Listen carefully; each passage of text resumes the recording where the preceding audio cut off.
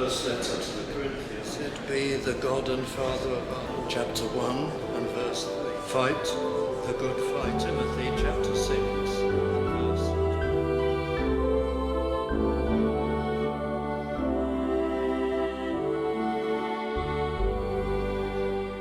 Nehemiah chapter 2 verse 7.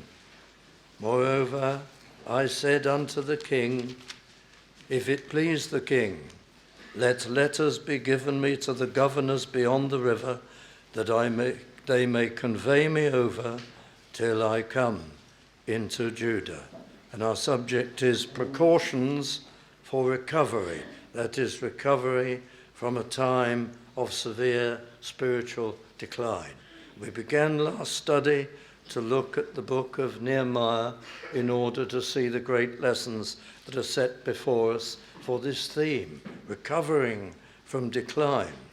Now, I won't recapitulate at all the initial verses and stages, but here in verse 7 of chapter 2 is the formal request of Nehemiah to the king, to Artaxerxes, the emperor of Persia, the Persian Empire, and he asks for authority to go and to administer affairs in Judah and to rebuild particularly the wall of Jerusalem. And that authority is given. And it's given by letter with escort troops, and Nehemiah is to be the governor of Judah that seemed at that time to have no governor. Things were in a sorry state. We did see that Nehemiah was made aware of the full depths of the state of the Jewish people in Judah, and particularly the state of Jerusalem, by a person who is described as a brother, Hanani, possibly literally a brother within Nehemiah's family, possibly a near kinsman relation. But Hanani, although the passage doesn't say so, might appear to have brought some considerable data and information so that some plan could be involved for the repair of the wall of Jerusalem that was largely broken down. Because Nehemiah would appear to go with a great deal already planned, because he got down to work once he arrived in Jerusalem so rapidly, and his survey was so brief and yet very accurate, yet so it would appear that Hanani or others had brought considerable information about what exactly needed to be done, what materials were necessary, and so on. In fact, the Jewish historian Josephus seems to think that it took 5 years, this period of preparation between Nehemiah's request to Artaxerxes, king of Persia, and his actual departure. More likely, your natural expectation from reading the passage would cut the time down to, who knows, 3 months, 6 months of preparation, but it doesn't seem to hint at any long period of time. And Josephus, we know, was wrong on many things, and probably was wrong on this, something that took place long before his own lifetime. But anyway, there would have been a little period, I'm sure, before Nehemiah actually left. And there's a detail given to us in verse 8, but I'm going to hurry through these verses. And a letter unto Asaph, the keeper of the king's forest, that he may give me timber to make beams for the gates of the palace and for various other buildings, to strengthen the wall and significant places. So Nehemiah had authority, the passage tells us, to give him a safe journey through the different regions that lay between Susa, the capital of Persia, the center of the empire, and Judah and Jerusalem. And the journey would have taken him something between 3 and 4 months. It can be calculated from the information given to us within this book. But he had to pass through different authorities. He was given soldiers, an escort, a guard, Don't feel that this makes Nehemiah any less spiritual than Ezra, who preceded him some years before and who spurned any royal bodyguard, anything of that sort. Ezra was a priest and he went on a religious mission.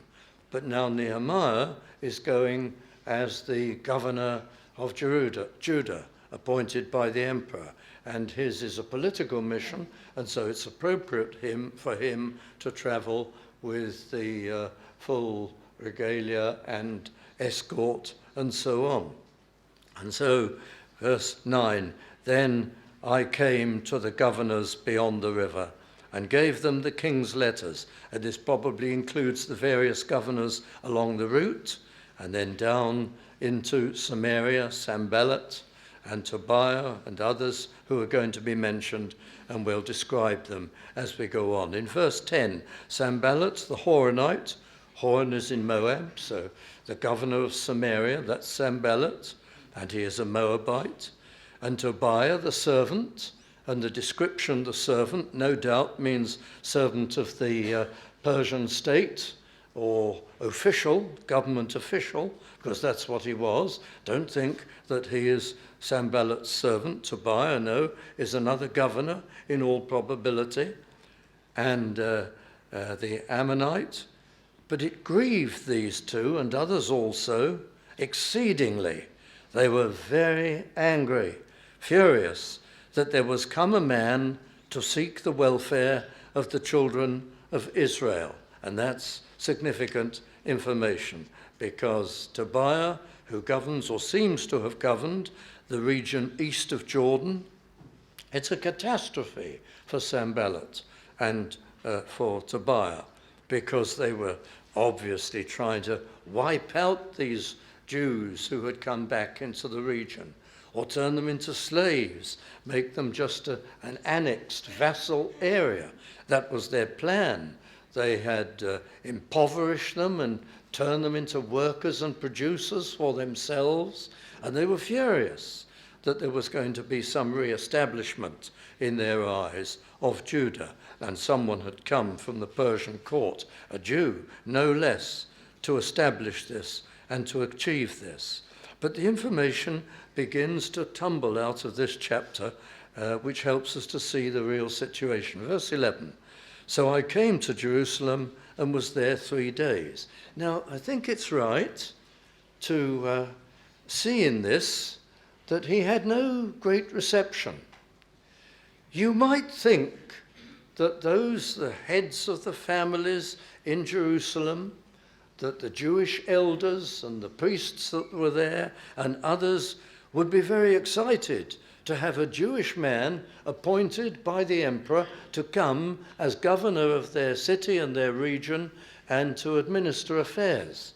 You might think this would excite them no end, but it doesn't appear to have done. The reception was flat. I don't think we read too much into this. He's there 3 days and nothing happens. There is no excitement. There is no reception. There are no festivities. And how do we account for this? Well, it's because the people in Jerusalem were in such despair. They were heavily oppressed. It had been going on a long time, and they'd given up hope. So somebody comes from the court of the emperor and a Jew, and they cannot believe that anything like that will make any difference at all. So there's this flat reception. And I think you find that today.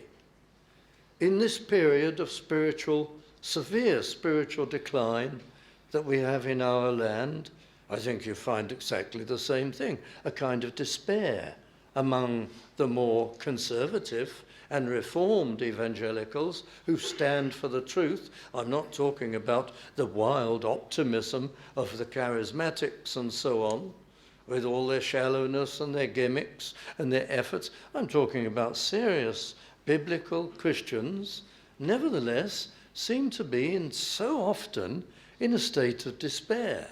They don't seem to think anything will reverse the process of decline.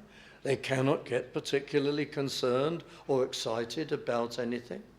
You hear talk of prayer for revival, but I wonder whether God is at all impressed by prayer for revival, whether it's really prayed with any faith. Actions speak louder than words.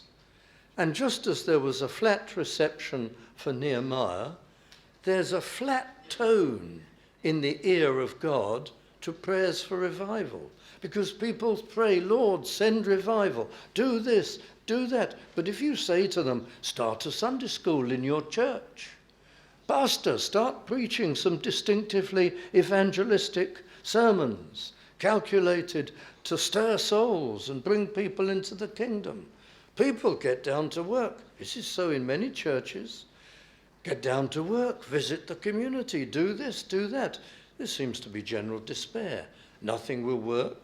We'll spend the next 10 years thinking about it. We won't stir ourselves. We cannot imagine there can any good come out of these things or any blessing. And that surely steals from prayer for revival any faith, any genuineness. Why, God is going to say, you ask me for revival, but you don't think I can do or will do anything. You won't get down to anything in the meantime. You won't work. No amount of exhortation seems to persuade you. And there are many, many churches in our land, sound churches with good people in them, Reformed and evangelical churches that are in this state and condition. And I think it corresponds very closely to Jerusalem of those days. Something beyond all our dreams has happened. A Jewish dignitary has come from Shushan the palace, from Susa, from the emperor, to be governor here and to rebuild the walls. So what? Nothing can change our situation. Nothing can happen here. And we've got to try to pray people and shake people out of this kind of despair, this sense of hopelessness or failure to trust in anything that can be done for the Lord of glory. Well, let me come to verse 12. I arose in the night, and I and some few men with me. Neither told I any man of what my God had put in my heart. None of the leaders, none of the priests, none of the leading Jews or elders in Jerusalem.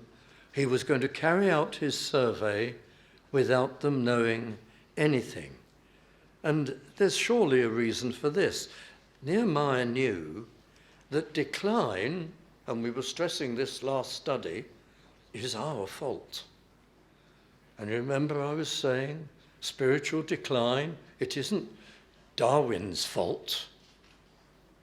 It isn't the fault of society. It's the fault of the church. That's what we learned from Nehemiah last week. As soon as he heard the news, Jerusalem is in this shocking, shocking condition, he confesses the sins of the nation. He doesn't blame the people in Samaria or the people on the east side of Jordan or any of their enemies or the Ashdodites, the Ammonites. He blames the Jews. And of course that was right. That's what the scripture repeatedly tells us, that they bring these periods of decline upon themselves. The promise of God is always there, that if they were faithful and zealous, God would use them and bless them. And it's the same. We've got to try to appeal to people to get this out of their system, that when there is decline, it's never our fault. We're the victims. We're the sufferers. Well, we know that even in the sovereignty of God, the rate of blessing ebbs and flows, but we should never be as low as we are today if it were not for serious faults in even sound churches. And we have to look for them, and we have to repent of them. And here Nehemiah knows that the decline within Jerusalem will be due to the fact that there are among the people many people who cannot be trusted. And if he trumpets his purpose and makes it plain what he's come for, as sure as anything, there will be obstruction to him. When he carries out his survey, there will be attacks upon him. He could be attempts at assassination, And so it turned out to be true. He found as time went on, there were many turncoats, compromisers, people who were more for the enemy than they were for their own side among the people. There are always problem people in times of decline. That's why there is decline. Because people have been let into the churches who shouldn't be there. People have been appointed as office bearers and pastors who should never have been. They never had faith and conviction and real dedication to the Lord. There are people who are really worldlings at heart. And how you see it today. One of the amazing things about the internet is you can see a side of certain people you never saw before. All these ministers who have quit Twitter accounts. And if you should have the misfortune to see they're all open and public, some of their remarks, they speak just like worldlings to each other. They join in the Twitter culture. They speak like thugs sometimes. They say terrible things. They did jettison all refinement, all spiritual bearing.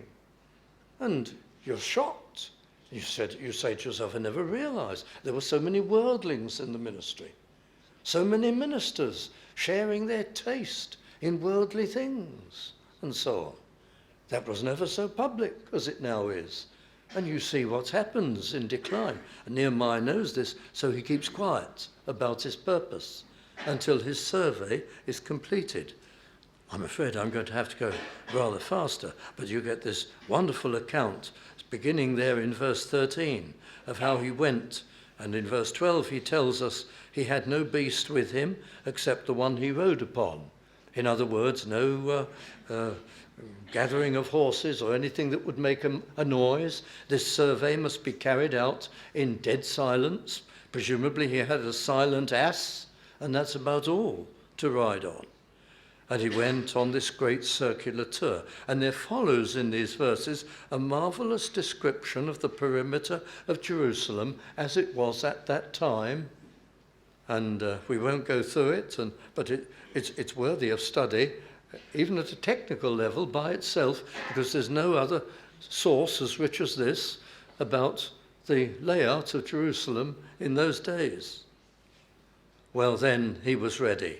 He did his survey. It could be done swiftly, because as I suggested earlier, he had a great deal of the information.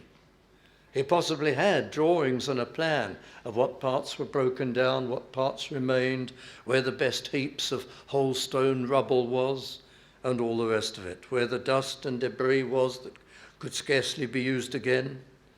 And he did a thorough survey. And then he was ready to speak to the people. And in verse 17, he appeals to them. You see the distress we are in. He speaks with authority. How Jerusalem lieth waste. He's a newcomer, but now it's out. He's seen it. He's examined it when no one was around, when there was no obstruction. By moonlight, he's covered every inch of the perimeter. The gates thereof are burned with fire, and he appeals. This is probably a long speech, compressed into a couple of verses. Come, and let us build up the wall of Jerusalem, that we be no more a reproach. A spiritual reason is given. For the sake of the honor of God, we, his people, should no longer be such failures in such poverty and subject to constant raids by the people around us. And verse 18, then I told them of the hand of my God, which was good upon me. He doesn't just tell them he's got authority from the emperor of Persia. He tells them exactly how it came about and how God heard his prayer and the different evidences of God's direct intervention. And they, or most of them at any rate, are convinced. And he stirred their spirit and carried them with him, so that they said, let us rise up and build. And they prepared themselves. They strengthened their hands for this good work. It doesn't tell us how, but possibly he persuaded the priests to speak regularly to the people and remind them of their heritage. They were to be prepared spiritually and in morale And of course, they would have to train people to fight. They hadn't done anything with arms for a long time, and so preparation was made. Verse 19, but when Sanballat, the Horonite governor of Samaria, and Tobiah, the official, the Ammonite, and Geshem the Arabian heard it, another governor, they laughed us to scorn and despised us. So scorn was their response. They had succeeded in bringing the Jewish population of Jerusalem into such poverty and such despair.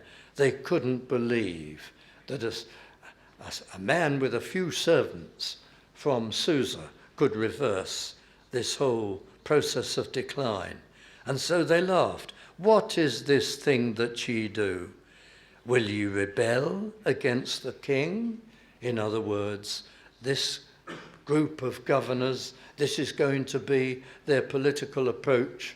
They're going to begin to start feeding information back to Artaxerxes and his officials that the Jews are bent on rebellion and independence. That's going to be one of their methods. But we suffer the same type of thing today. They laughed us to scorn. I think things are so bad that atheists and liberal theologians, people now seem to command all the authority and hold sway, the gay lobby, the whole lot of them, if they even notice or know about evangelical Christians and Reformed, conservative evangelical Christians, and they heard that we were set about winning souls once again, and churches were reviving, they would say, you can't do anything in this land. We control it now. We've even got the law on our side. You can't topple this crusade, the crusade for secularism and atheism and unbelief. You can't change this current. It's gone too far. We've got practically all the people in the land now answering opinion polls and saying they approve of our new morality, our alternative to Christian morality. And they want these various liberalizing laws to be passed. What can you do? These feeble Christians. We'd have exactly the same attitude. We have disgracefully allowed our cause to sink so low. And this is the model which we have in Nehemiah chapter 2, verse 19, or verse 20. Then answered I them. This statement by Sanballat and Tobiah in verse 19 probably was in writing. They probably put this to, officially even, to Nehemiah, because the language of verse 20 is rather official. Then answered I them, and said unto them, the God of heaven, he will prosper us. He doesn't say, first of all, I have a warrant from King Artaxerxes. He says, the God of heaven, he will prosper us. As though he's putting down some kind of a marker and saying, you wait. You see what unfolds in the future. We're working under the promises of the God of heaven. Therefore we, his servants, will arise and build. And then this statement, but ye have no portion, which many suggest means something like this. You can keep out of our affairs because you have no legal jurisdiction in Judah or in Jerusalem. And that was true, of course. Judah and Jerusalem now had an official governor. It was none of their business. Governors they may be of adjacent regions, but they had no right to set foot without permission in Judah or Jerusalem. The language seems to suggest that. Ye have no portion, but anyway you have no place, and you have no rights, and you have no memorial, no future in Jerusalem. Well, it's a robust statement, but we must learn from that. This is why we believe, well, not just for this reason, it's to all the prophecies of the Bible, and it's in the New Testament, but we believe that the New Testament church, individual churches, are churches with a regenerate membership. We welcome all people into the congregation, but we believe that the membership of the church is for regenerate believers. Unbelievers have no part, no portion, no right, no memorial in Zion.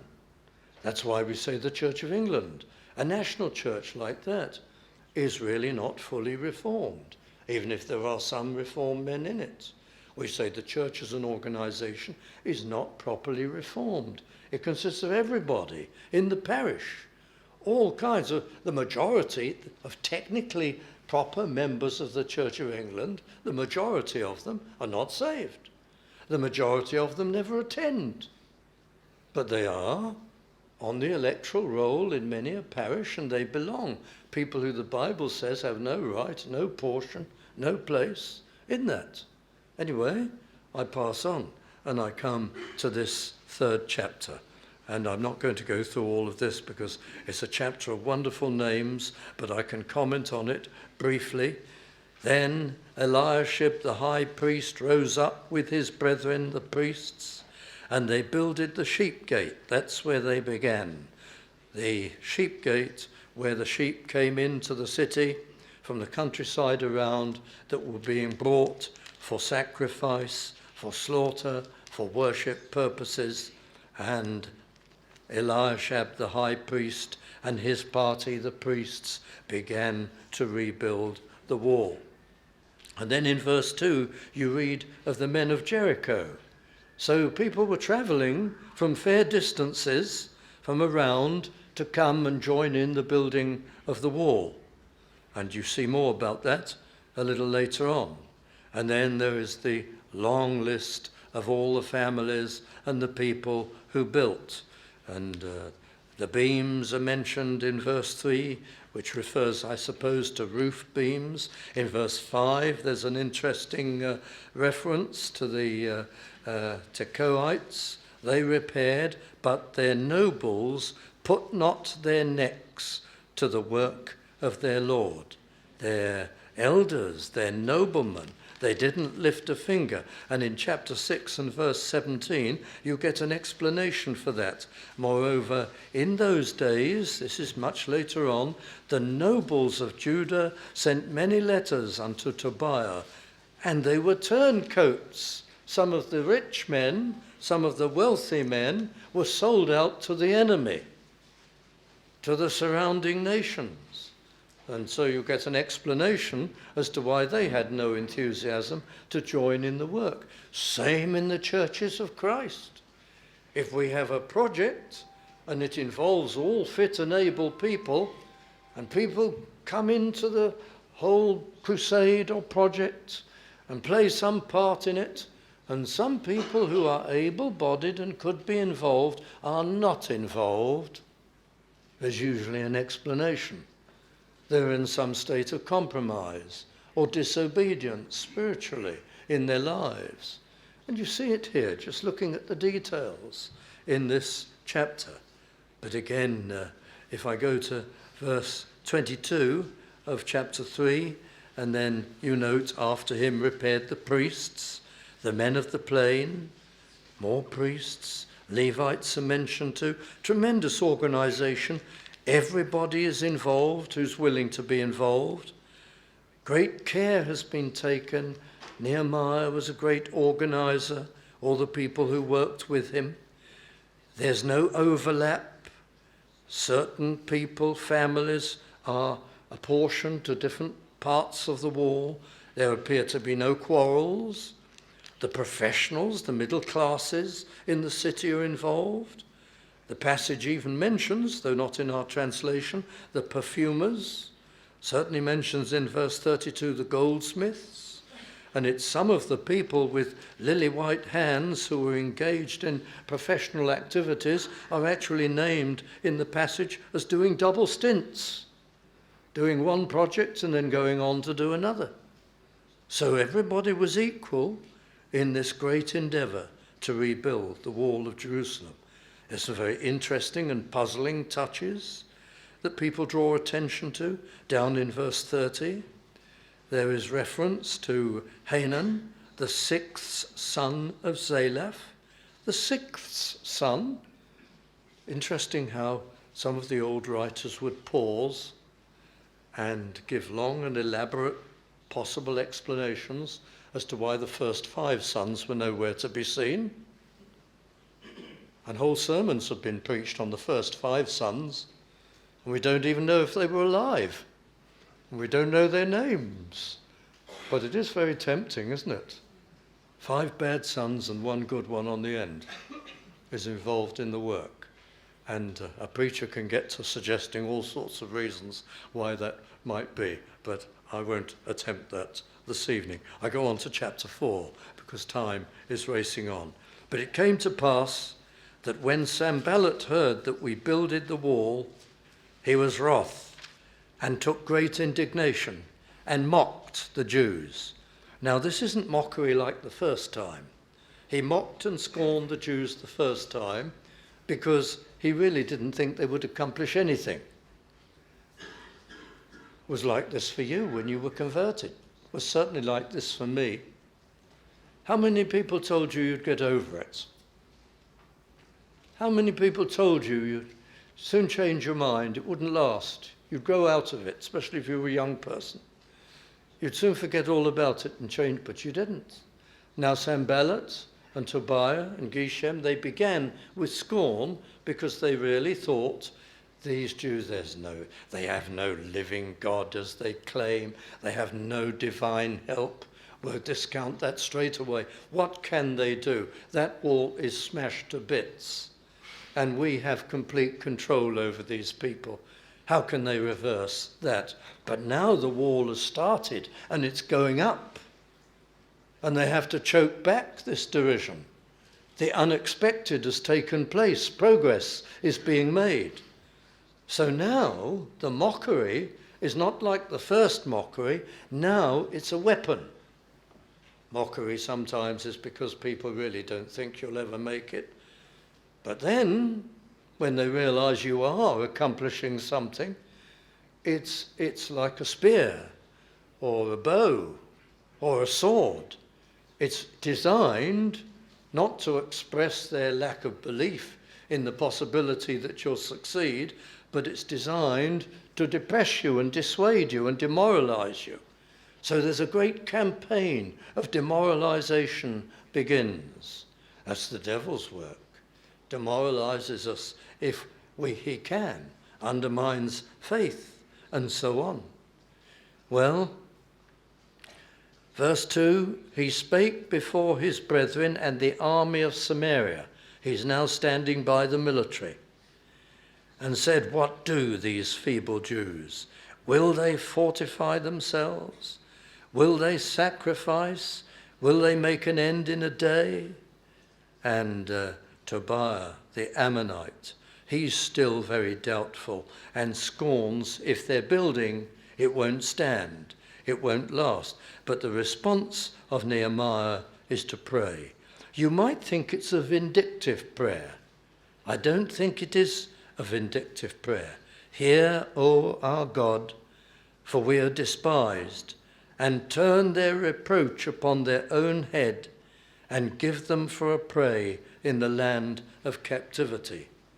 This prayer is not the kind of prayer we should pray, but Nehemiah has either himself, or through the priests, the high priest, or some competent person, been given a clear view of the motives of Sanballat and Tobiah. And he knows they are unrepentant, unwinnable, unmovable enemies of the Lord. So it's a kind of prophetic prayer in a way. It's a prayer prayed with the advantage of information that these people have sinned against the Holy Spirit and they're going to defy and attack right to the end. So we don't have that kind of insight into anybody. We dare not pray, Lord, judge them tomorrow. Put them into a state of catastrophe and fear It would be vindictive for us so to pray, but not, I believe, for Nehemiah, because he had insight or information through the priests of the condition of these people. Verse 5, cover not their iniquity, and let not their sin be blotted out from before thee, for they have provoked thee to anger before the builders. His reason isn't for what they're doing against us, but because they've provoked the Lord. Verse 6, so built we the wall, and all the wall was joined together unto the half thereof. Our translators would appear to think, and they're possibly right, that this means that finally the brickwork or the reconstruction was linked all the way round up to half its height. The Hebrew actually is quite ambiguous, and it could mean the wall was partially built in some other way, only half built in its perimeter. But our translation suggests that the translators take it to mean it's joined hand, as it were, around the entire circle, but it's only half up constructed. For the people had a mind to work. But this is significant because when that wall is half built, in a way, it turns out they're home and dry. Because the big attempt of Sanballat and Tobiah and the other governors to attack and to stop the work fails. It can't be done. And I'll tell you why it can't be done. You see, they can't go to full war. If those other governors mounted a full-scale war, they'd have the Persian overlord down on them like a ton of bricks. In using military force at all, they've got to do it carefully. They've got to do it by some kind of insurgency. They've got to engage in guerrilla warfare and things that can be covered up and lied about, things that are not going to have them under discipline or deposed for breach of the peace in the Persian Empire. And by the time the people had got that wall halfway, that enemy, who was restrained to some extent by Persian law, really had lost his power to strike them seriously at all. And it's the same with us. The devil is powerful, but he is under the restraint of the Lord. If only churches and Christian people would become active again, and the blessing would begin, then a lot of the venom of Satan would be held back by the power of God. If only they would get started. So often we can't persuade people even to begin. I was being told by Brother Cooper even of another incident just recently of a pastor who tried to persuade quite a number of churches to take an interest in a Sunday school conference. And you know, the only replies that pastor got were for former tabernacle pastors, tabernacle people. And none of the other churches in the area were the slightest bit interested in such a thing. I spoke to a pastor in a school of theology. He sat on the front seat. I know who he is. I spoke to him and talked to him very nicely, very politely, and he just complacently, I spoke about Sunday schools. I didn't know he didn't have a Sunday school. I wasn't getting at him. But he immediately said, oh, yes, we've thought about having a Sunday school for some years, actually. But his whole demeanour and his tone showed no interest, no urgency. We've thought about it. Very indifferent and complacent and lazy. What a tragedy. If people would only get started in the work of the Lord, they'd prove the Lord, and they'd be safe and underway. Just like the Jews of old. Halfway was safe. They broke the back of the hostility when they were only half built. That's a very remarkable fact. Well, verse 7, it came to pass when Sanballat, Tobiah, the Arabians and the Ammonites and the Ashdodites, they're completely encircled by enemy governors in that list. Everyone around them was against them. When they heard that the walls of Jerusalem were made up, but they're only halfway, and that the breaches began to be stopped, they weren't finished stopping them up, Then they were very wroth, and conspired all of them together to come and to fight against Jerusalem and to hinder it. It isn't only the army of Samaria, it's all the others now. And again, the typical response of Nehemiah, verse 9, nevertheless we made our prayer unto our God, and set a watch against them, day and night, because of them. And the following verses describe it. What a sad verse is verse 10 of chapter 4. And Judah said, the strength of the bearers of burdens is decayed, and there is much rubbish, so that we are not able to build the wall. Now, the old writers, I think, are absolutely right when they interpret this verse in this way. They say Judah was looking for an excuse to stop. They were scared of the amassing enemy forces. They were scared of attack. And Judah, of all tribes, began to produce plausible arguments to stop the building of the wall. It doesn't seem that Nehemiah treated these arguments with any respect at all. They're just mentioned and passed by. But that's what that verse is doing there, I'm sure. There are people afraid to carry on. But the adversaries, the enemies in verse 11, said, we will do this by surprise attack and cause the work to cease. And then in verse 12, they receive intelligence from Jews living amidst the people of Samaria, who were not involved in the wall, it would seem, but they were still loyal to their own country. And they sent intelligence 10 times, it says, probably not intended as an exact figure, but a figure of speech, times without number. From all places whence ye shall return unto us, they will be upon you. And so, Nehemiah, verse 13, set I in the lower places behind the wall, and on the higher places? Well, it's not clear what that means.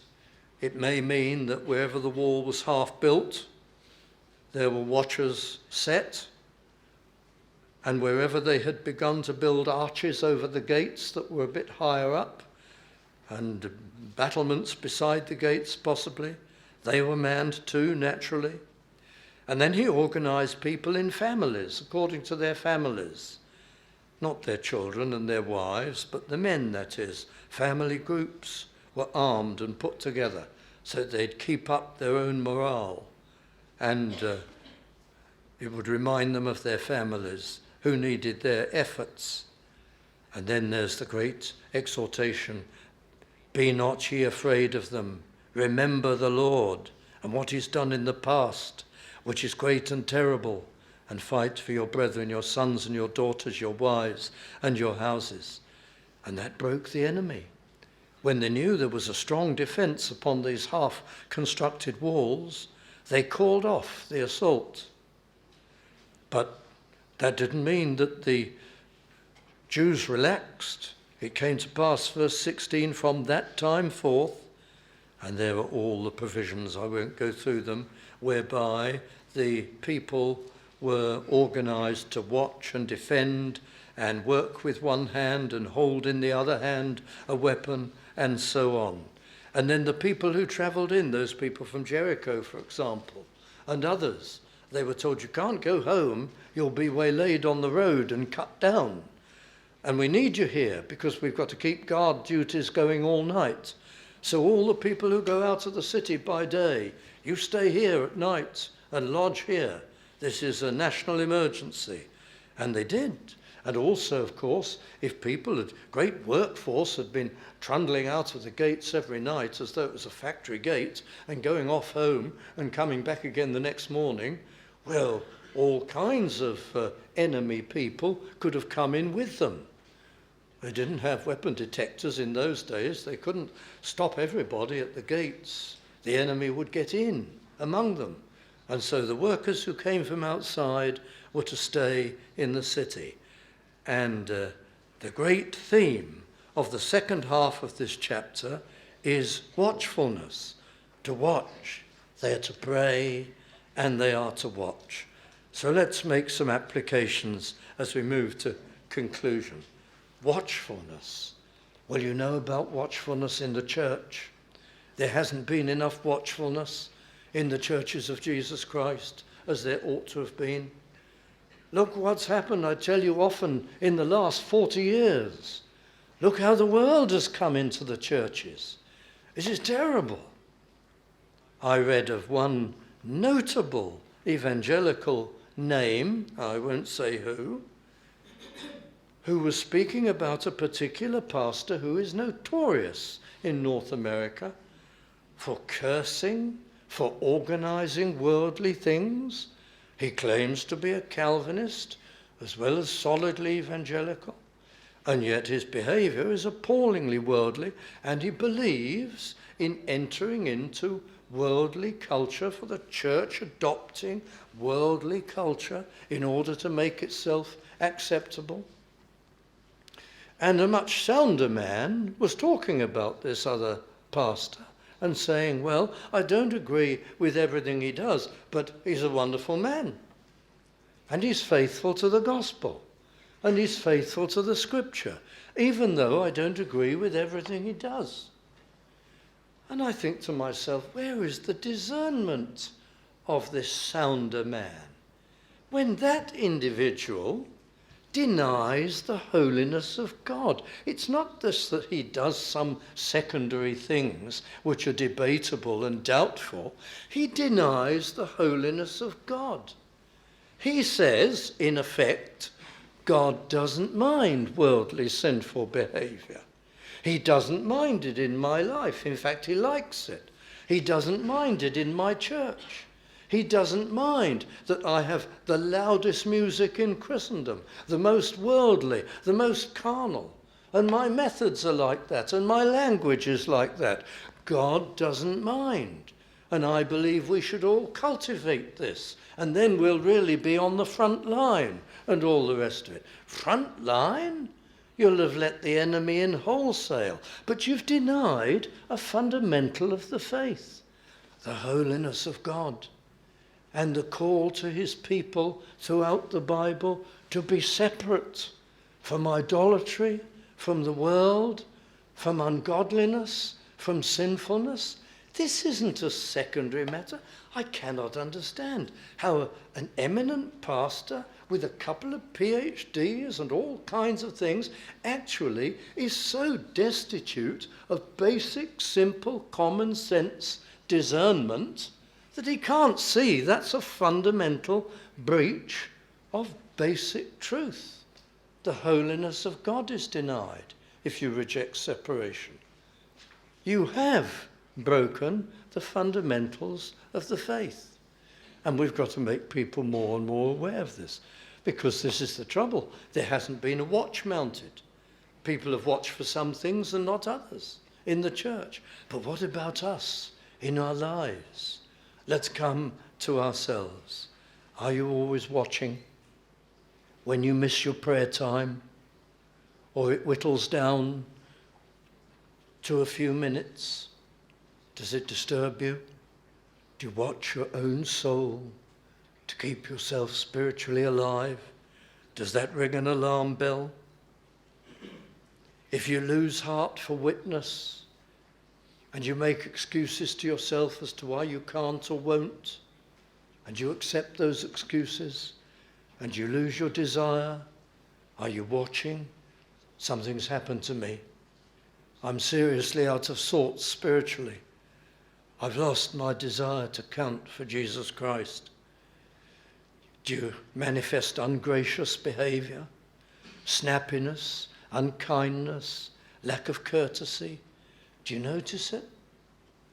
We should, all of us. What's happening to me? I'm drifting away from the Lord. I'm losing my way. Are you becoming self-satisfied? Or I'm doing rather well in my life. I've done this, I've done that. Do you watch yourself? Satan has ensnared me. I should not be thinking this way and getting into vanity and conceit and self-satisfaction. Do you find yourself associating with worldly people worldly friends, getting cold in heart, old temptations that ruled you before you were converted are coming back little by little.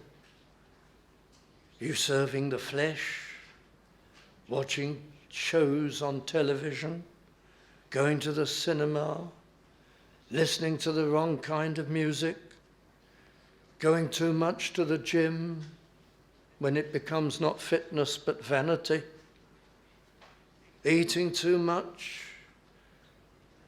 engaging with friends, even good and decent friends, too much to be serving the Lord, getting involved too much with clothes and fussing and so on. Keep your heart, friends. Watch. We fight and we watch. We watch as churches and we watch as individuals. We watch our hearts and keep them because we want to serve the Lord and please him and live out our gratitude to him. That's enough for us this evening.